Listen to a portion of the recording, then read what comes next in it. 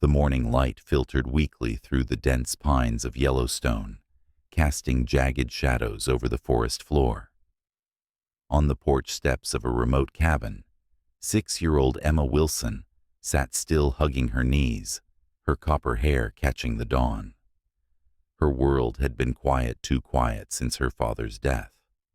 But today, the silence was shattered. A sound, low, raw, and primal, rolled through the woods like a tremor. Not a call, not a threat, a plea. Emma's small fingers tightened around the wooden railing. From the mist, a large gray wolf emerged. Its gait was labored. In its jaws, it carried a limp, bloodied cub. Emma's heart pounded. She should have run, screamed, but something ancient and deep rooted her in place. The wolf's amber eyes met hers, not wild, not empty, but knowing. Step by step it approached, 20 feet, 10, 5. Then, with slow precision, the wolf laid the injured cub at Emma's feet and backed away 3 steps, her eyes locked on the child, trembling, but resolute. Emma gasped. The notched left ear. She knew that mark. From photos. From her father's voice as he spoke with reverence of one wolf above all. Sarah, she whispered as if the name itself carried magic. The wolf's ears twitched. For a breathless moment, the space between them closed, not in distance, but in understanding. This wasn't any wolf. This was his Sarah. And somehow, impossibly, she had come back with her cub, trusting only the little girl of the man who once saved her. Emma didn't move. She didn't need to. In that suspended sliver of time, 2 worlds, human and wild, stood still, joined by something unspoken and real. Sarah didn't growl, didn't flinch. She simply watched. And Emma, blinking through tears, whispered, "It's okay. I'll help him," just like Dad would. Inside the cabin, Catherine Wilson scrubbed dishes in silence, trying to drown out the ache of absence. When Emma burst through the door, eyes wide, words tumbling, the dish slipped from her fingers and shattered in the sink. "Slow down, sweetheart," she said, kneeling. "What did you see?" Emma's voice cracked. "It's Sarah, Mom. Dad's wolf. She brought her baby to me. He's hurt really bad. We have to help them." At first, Catherine thought it was just another fantasy, the way Emma coped since James's death. But there were tears, real ones, and urgency in every tremble of her daughter's hands. Catherine hesitated only a breath before grabbing the satellite phone with shaking fingers. "Michael, it's Catherine. I need you at the cabin. Now." 20 minutes later, a ranger truck rolled up the dirt path. Emma stood barefoot on the porch, pointing toward the trees. "She's still there." Michael Thompson, Emma's uncle and Yellowstone's head ranger, stepped out, joined by Dr. Laura Chin, the park's veteran wildlife vet. They followed Emma around the cabin and froze. Sarah was still there, watching, waiting. The notched ear confirmed it.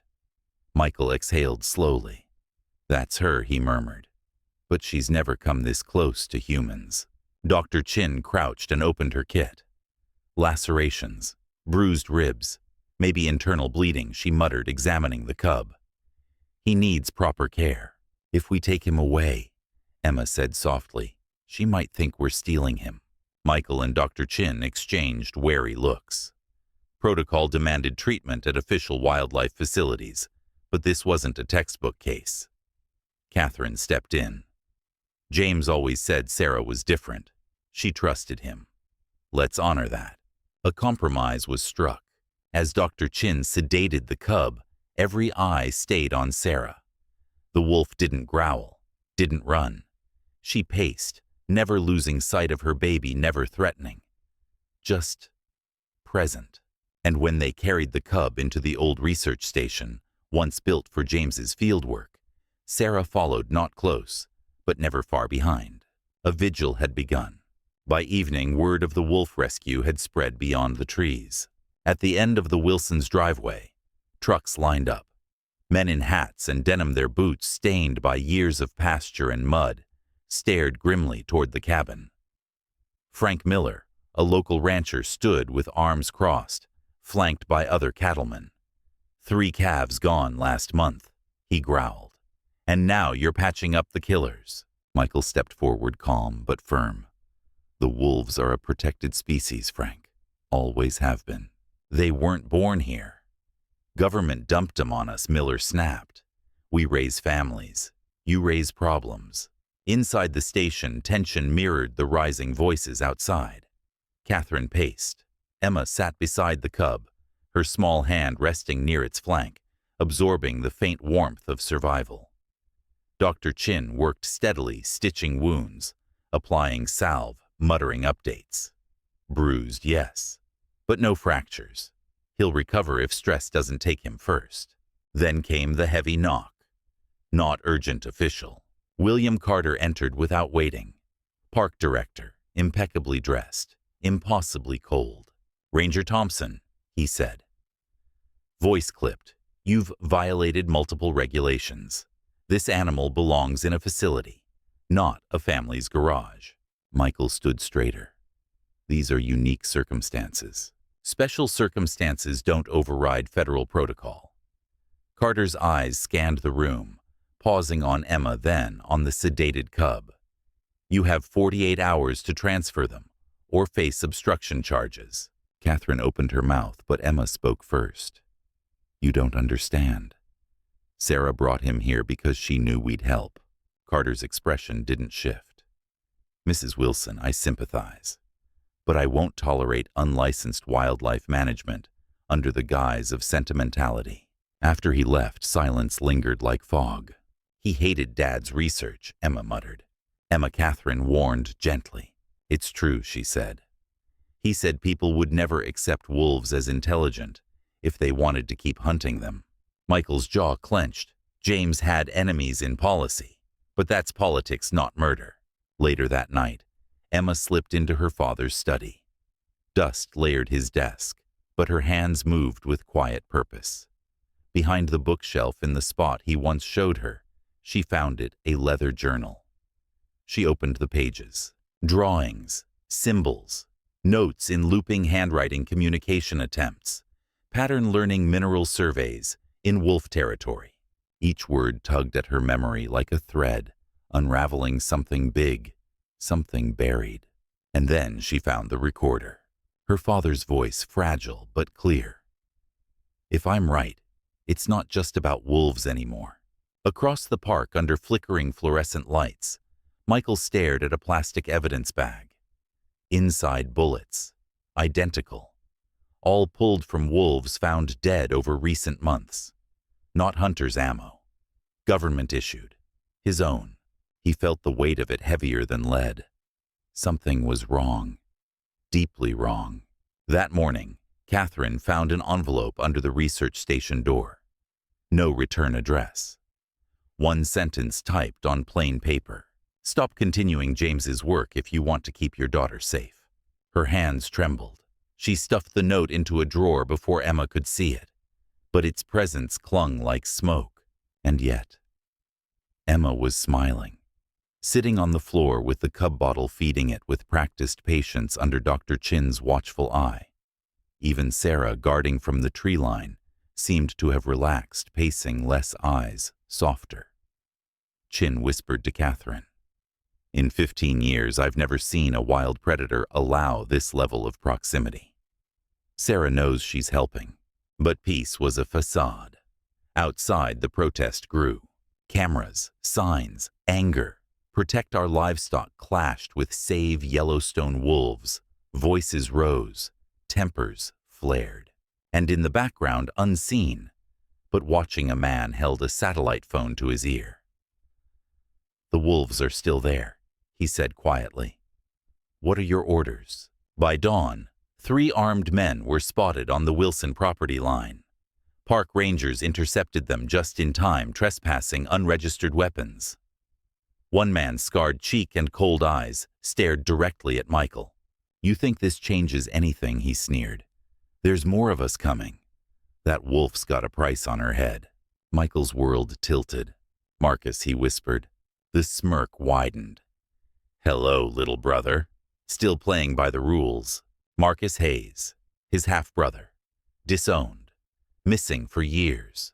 And now a poacher. $30,000. That's what Sarah's pelt could fetch, Marcus claimed. But when Michael pressed, his brother just shrugged.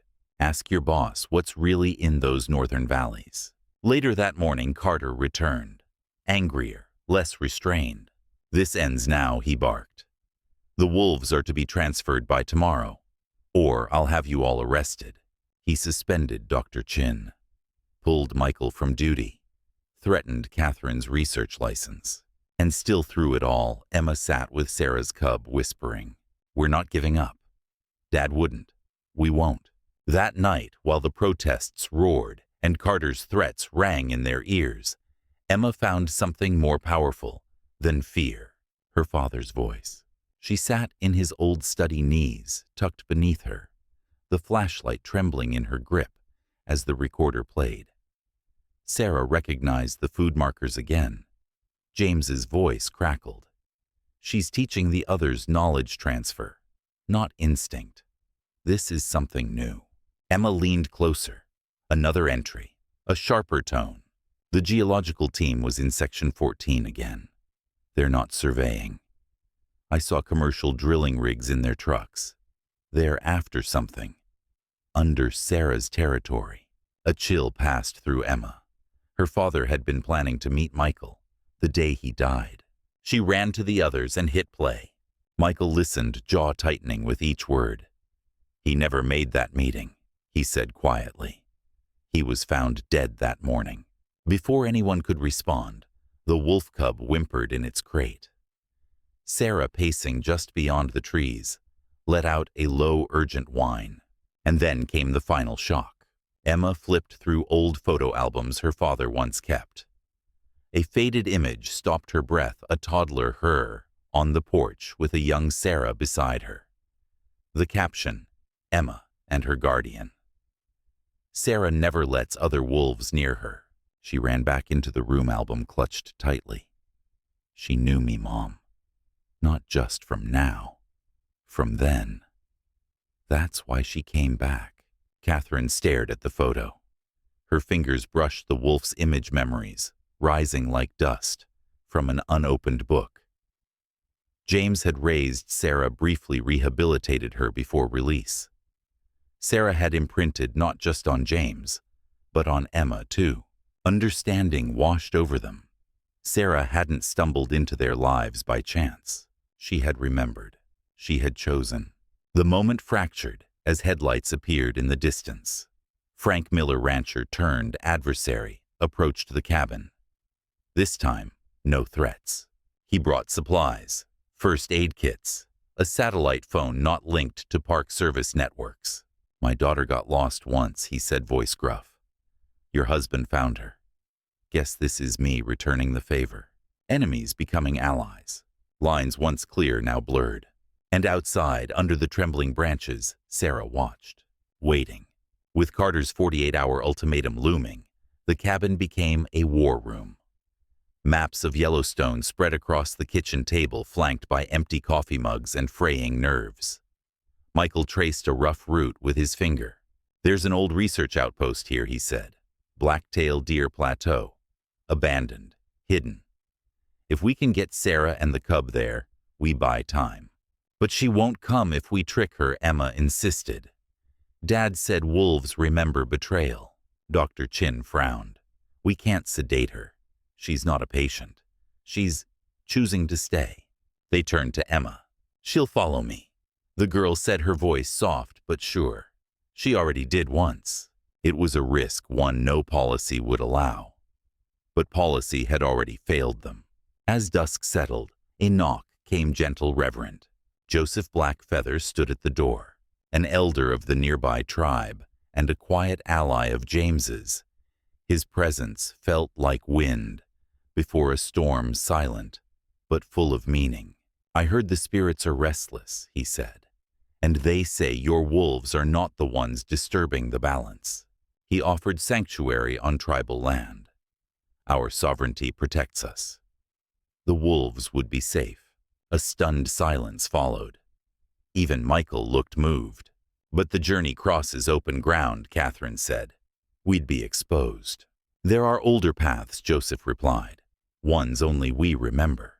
They had a plan. Michael would create a decoy, with his truck drawing attention, and the tracker Carter had planted. The real transport, Emma, Catherine, Dr. Chin, Joseph, and the cub, would take hidden routes in an unmarked SUV. And if Sarah chose to follow, that would be her decision. As the first stars appeared, Emma stood at the edge of the clearing. Sarah hovered beyond the tree line, her form half shadow, half memory. Emma raised her hand, a gesture her father once taught her, part signal, part prayer. "It's time," she whispered. "If you trust us, come." Sarah didn't move. Not yet. The convoy rolled into the darkness. 1 mile. 2. Emma's voice faltered. "She's not coming." But then, in the stillness, a rustle, a flash of gold eyes in the trees. "She's with us," Joseph said. And they kept going. The forest swallowed their path, ancient and watchful. The SUV rattled over unmarked dirt roads, Joseph guiding them by memory, more than sight. Emma sat beside the crate, her eyes flicking from the cub's slow breaths to the rear window. "Is she still there?" Catherine asked from the driver's seat. Emma didn't answer, just nodded. Somewhere in the blackness, Sarah moved, like mist, never closer than the trees, never further than trust could stretch. After hours, Joseph signaled to stop. "We wait," he said, stepping out into the clearing. "Another guide meets us here." Minutes passed before headlights crested the ridge. Frank Miller, again. The same man who once led the protest against wolves now stood beside their SUV, arms crossed, jaw set. "You're crossing my land next," he said flatly. "Motion sensors, cameras, all of it. I'll get you through." Catherine narrowed her eyes. "Why help us?" His gaze drifted to Emma. "Your husband saved my daughter once. Said he was just doing what was right. Guess I'm trying that too." No one spoke. But the alliance had changed shape, no longer sides of a debate, just people protecting what mattered. They drove deeper, the trees thinning as dawn hinted at the horizon. Occasionally, golden eyes shimmered between trunks. Sarah was still there. "She's protecting him," Emma whispered. "Just like Mom protects me." Silence, heavy, sacred. When they reached the cabin, a small, weather-worn structure tucked beneath a rocky hillside, Dr. Chin went to work immediately. The cub was stronger drinking formula, without struggle, its eyes blinking with curiosity. But Sarah held back, watching, waiting. Emma turned to her mother. "Can I show her where he'll be?" After a moment's hesitation, Catherine nodded. Emma stepped into the clearing alone, slow, careful, like her father once taught. She raised her arms, made the cradling gesture, then pointed to the cabin. "He's safe," she said gently. "You can rest." Sarah stepped forward 1 pace, then 2. Her nose twitched, her eyes locked with Emma's. And then she sat alert but calm, facing the door. "She understands," Emma breathed. "She's staying." The bond, ancient, improbable, had held. Inside, the cabin glowed with new life. A fire crackled in the hearth. Dr. Chin monitored the cub's vitals, while Miller unpacked supplies, food blankets, a satellite phone free from park surveillance. "We'll need it," Catherine said. "Michael's gathering proof, whatever James discovered in those valleys. He needs a way to reach us safely." Miller's face darkened. "Survey helicopters have been flying low for months. That's not about water tables. You don't bring drilling rigs for watershed studies." Emma sat at the window, her eyes locked on Sarah. The mother wolf rested at the forest's edge, her gaze fixed on the door. She hadn't moved since Emma's gesture. It was more than loyalty. It was trust earned over years, across species, across grief. As evening fell, Emma whispered, "Dad would be proud. We're finishing what he started." Catherine stood behind her, hand on her daughter's shoulder. "He'd say we were all part of something bigger," and they were. This strange collection of people, scientists, ranchers, tribal elders, a grieving child, and a watching wolf, had formed something unspoken, a resistance against silence and exploitation. But peace never lasted long. On the third day, a distant thrumming broke the morning air. Emma heard it first. "Helicopter," she said, eyes wide. Joseph moved to the window, his voice low. "That's not Park Service." A moment later, Frank Miller's hand yanked back the curtain. "They're here. SUVs, 2 black, unmarked. They've found us." Panic rippled through the room. Dr. Chin grabbed her bag.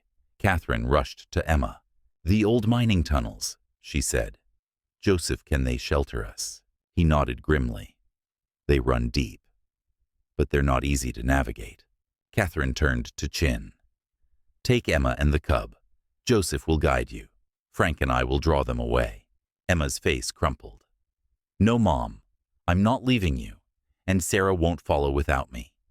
She trusts me." Catherine knelt, hands firm, on Emma's shoulders. "Then trust me.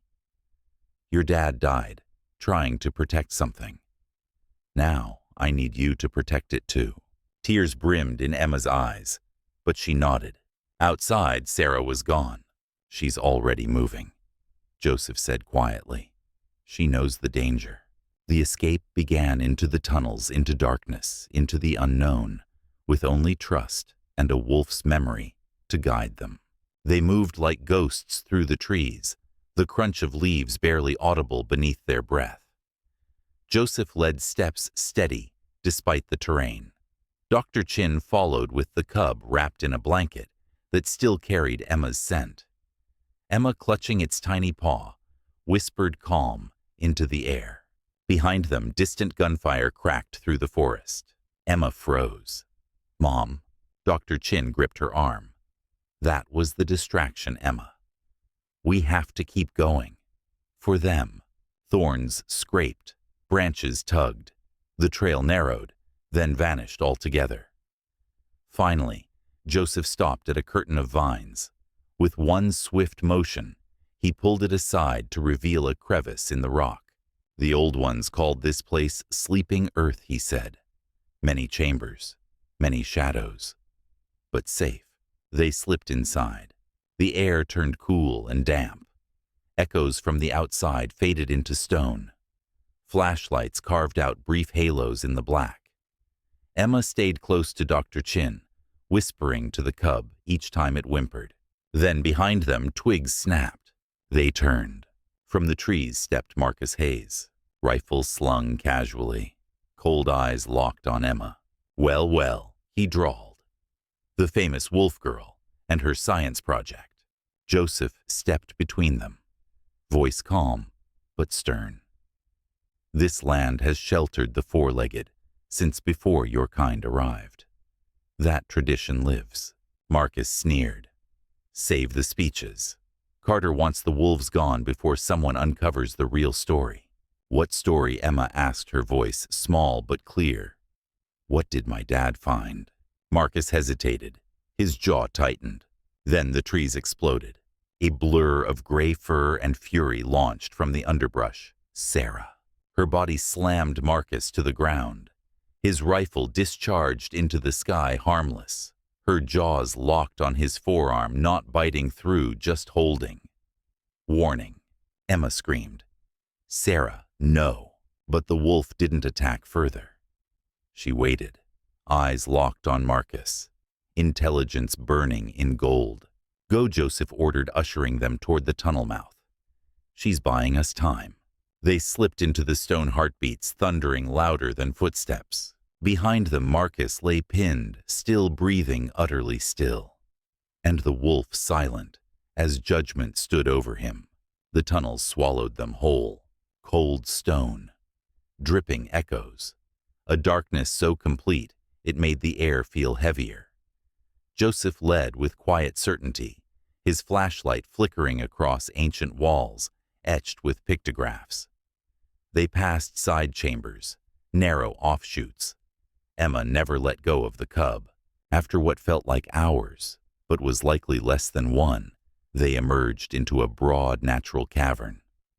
An underground spring gurgled softly in one corner, feeding a moss-lined pool.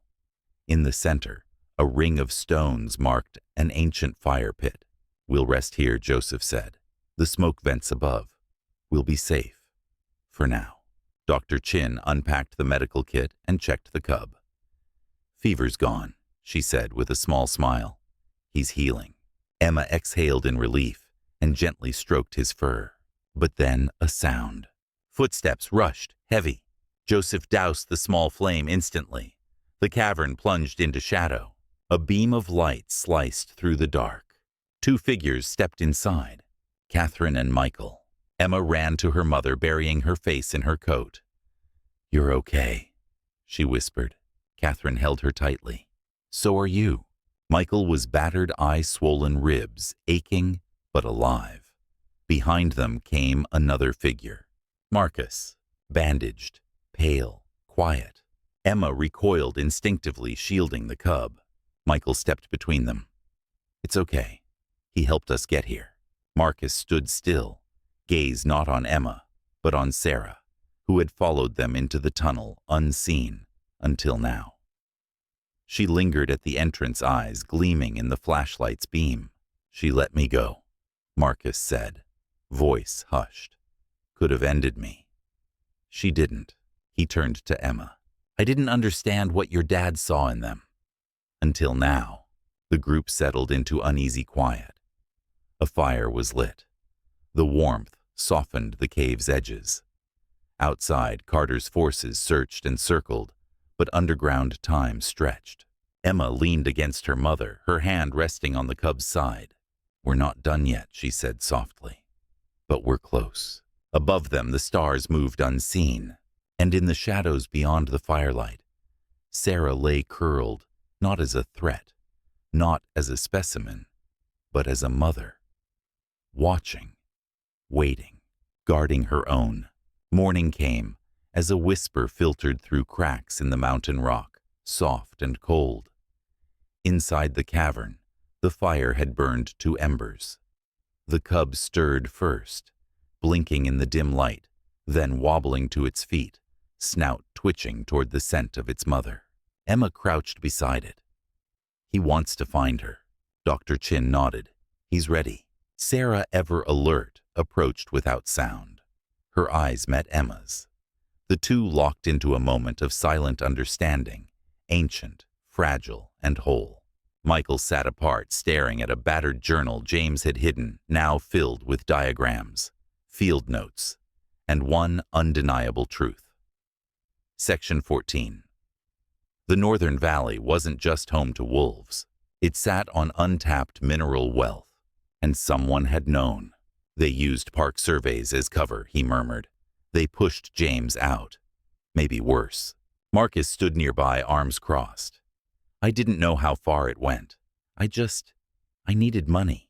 Michael didn't respond, but the silence between them spoke of grief, brotherhood, and slow, painful repair. Emma sat beside her mother. "What now?" Catherine squeezed her hand. "We go public. With everything."